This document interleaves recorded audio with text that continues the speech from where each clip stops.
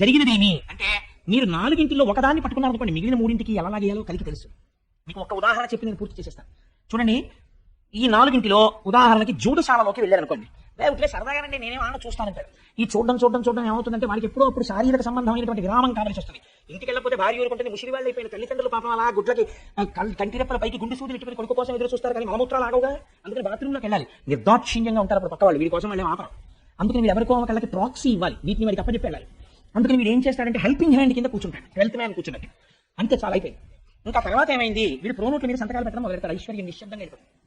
అక్కడి నుంచి ఏమైంది, అసత్యం ప్రారంభం అవుతుంది. అసత్యంలోంచి లక్ష్మి వెళ్ళిపోవడం ప్రారంభం అవుతుంది.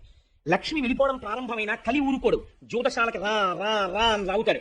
లాగాడు కాబట్టి ఏం చేయాలి, భార్య మెళ్ళో పుష్టిల్తాడు కూడా లాగేసి తీసుకెళ్ళిపోతాడు. కాబట్టి ఏమైపోయింది, అది దొంగతనం వైపు వెళ్ళిపోయింది. ఆవిడేమంటుంది, ఇంకా నేను మీతో కాపురం చేయలేని పుట్టింటికి వెళ్ళిపోతానంటుంది. ఆవిడ కొట్టడం మొదలెడతాడు. ఏమైపోయింది, క్రౌర్యంలోకి వెళ్ళిపోయాడు, హింసలోకి వెళ్ళిపోయాడు, దొంగతనంలోకి వెళ్ళిపోయాడు. పిల్లల్ని కొడతాడు, వాళ్ళ ఫీజులు కట్టాడు, వాళ్ళ చదువు గురించి చూడడం, మాన మర్యాదలు పట్టించుకోడు. నా భార్య ఇంటికి వెళ్ళినప్పటికీ నా మీద తగాదా పెట్టుకుంటుంది, పరస్త్రీని కోరుకుంటాడు. ఒక దాంట్లోంచి నాలుగింట్లోకి వెళ్ళిపోయాడు, సర్వభ్రష్టుని చేసి నాశనం చేసేస్తాడు. ఆఖరికి వాడు చచ్చిపోతే అమ్మయ్య పోయారంట.